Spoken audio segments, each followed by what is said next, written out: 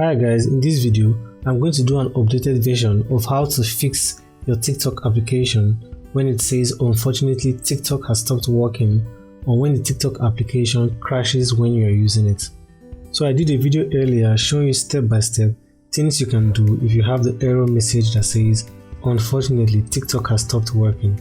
So if you had followed the previous tutorial step by step and you still have the problem where TikTok is not working for you, in this video I'm going to show you another way, or the ultimate way, which you can fix this error for you on your mobile device.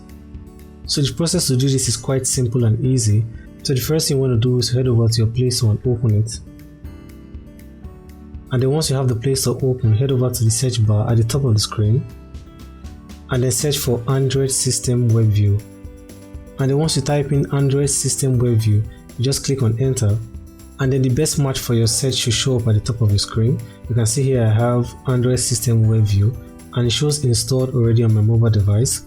And I would advise that you don't go ahead and install or select any of the other options. The only one you need to open is the first one that says Android System Web View. So once you have Android System Web View, just go ahead and open it. And then when you open it for your phone, you should notice that you have it already installed on your mobile device. All you need to do there is just head over and uninstall this, and then to ask you if you want to uninstall the application, you just say yes. So I select uninstall one more time, and then once the app is done uninstalling, you should notice that now it says update. So once it's showing updates, you're good to go. You don't need to update the application or try to click on anything right on the page.